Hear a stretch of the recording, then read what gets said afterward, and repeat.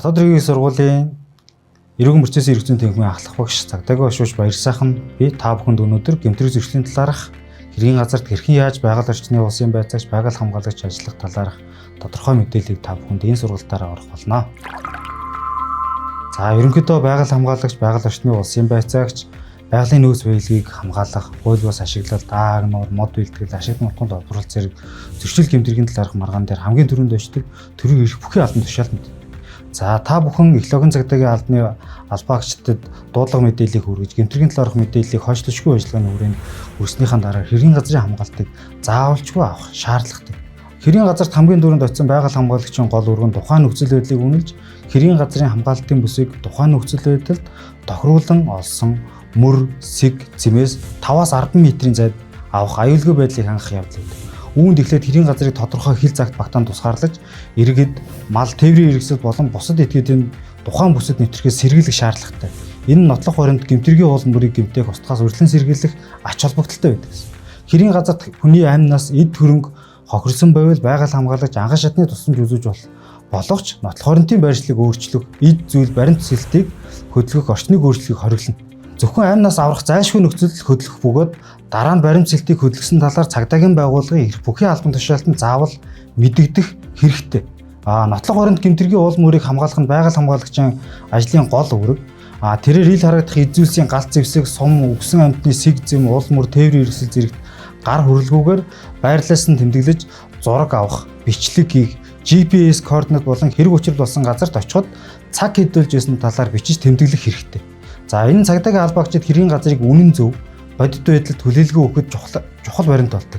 Хэрвээ тухайн нотлох баримт босон зүйлийг оршин суугч өөр босод иргэд харсан бол нэрийг нь, холбоо орих утасны дугаарыг, гэрээ аяыг, регистрийн дугаар, хаана амьдардаг вэ гэх зүйлүүдийг нь ерөнхийдөө бол тэмдэглэж аваад урьдчилсан байдлаар нөхцөлүүдийг тухайн иргэнээс тодруулах хэрэгтэй. Гэвч албан ёсны мэдүүлэг авах ажиллагааг нь зөвхөн мөрдөн шалах ажиллагаа явуулах цагдаагийн албаагч явуулна гэдгийг та бүхэн бас ойлгох хэрэгтэй. Энэ нь юу гэж нөхөр эрх бүхий албан тушааланд тухайн иргэнээс мэдүүлгийг авах ёстой л гэсэн утгатай.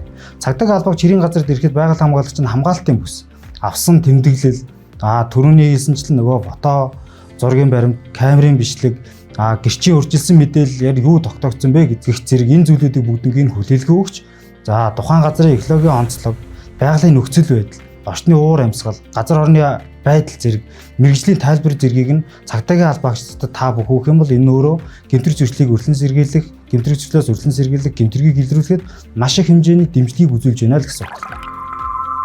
Байгаль хамгаалагч, байгаль орчны улсын байцаагч нар нь за гэмтрэг зөрчлийг илрүүлсэн тохиолдолд урамшууллын талаарх мэдээлэлтэй бүхэн та бүхэн бас байх ёстой. За энэ дээр болохоор ерөнхийдөө бол тухайн байгаль орчныг хамгаалах тухай хууль, за амьтныг хамгаалах тухай, ойн тухай хууль зэрэг маш олон эрх зүйн зохицуулалтаар ерөнхийдөө бол урамшууллын эрх зүйн үндслүүдийг бий болгоод өгсөн байна. Тэгэхээр энэ хүрээнд болохоор хууль эрх зүйн мэдээллийг та бүхэндээ товч байдлаар хүргэе. За урамшууллын эрх зүйн үндслээр байгаль орчныг хамгаалах тухай хуулийн 54-р зүйлийн 5 дахь хэсгээр юу гэж заасан байдаг вэ гэж. За хууль бусаар бэлтгэж хураалгасан байгалийн баялагын борлуулалтын орлогын 15%-ийг тухайн зөрчлийг илрүүлсэн улсын байцаагч, байгаль хамгаалагчид урамшуул олгоно гэж заасан байна. За мөн ойн тухай хуулийн 39 төр зүйл дээр энэ талаарх зохицуулт мөн зааж өгсөн байна. За 39-ийн 3-1 дээр хууль бусаар мод бэлтгэсэн гэмтрэг зөрчлийг илрүүлсэн байгаль хамгаалагчид хураагдсан мод, модон материал, ойн дагалт баялагын борлуулалтын орлогын 15%-ийг мөн урамшууллаар олохоор зохицуулж өгсөн. За мөн амьтны тухай хуулийн 38 дугаар зүйлийн 1-р хэсгээр ийхүү зааж өгсөн байна. Амьтны тухай хууль тогтоом зөрчсөн этгээдийг илрүүлэхэд тусалцаа үзүүлсэн буюу түүний тухай мэдээлэл өгсөн иргэнд мэдээлэл нь батлагдсан тохиолдолд зөрчил гаргагчид ногдуулсан торгуул нөхөн төлбөрийн хэмжээний 15%-аар тооцож мөнгөний шагналыг сум дүүргийн засаг даргаад олгоно гэж зохицуулж өгсөн. За мөн журмууд дээр ч гэсэн тодорхой зүйлүүдийг зааж өгсөн байгаа. Байгаль орчин аялал жуулчлалын сайдын А110 дугаар тушаал дээр байдаг. Энэ нь болохоор 15 онд батлагдсан. За уг тушаал дээр байгалийн нөөц баялагийг хууль бусаар бэлтгэсэн, агнсан, төөсөн эсвэл усны сан бүхий газрын хамгаалтын дэглэмийг зөрчсөн зөрчлийг илрүүлж хохирлыг нөхөн төлөвлөхөд идэв зүтгэл гаргасан бол тухайн зөрчил гаргагчид ногдуулсан торгуул нөхөн төлбөрийн 15%-аар урамшуулна гэж заасан.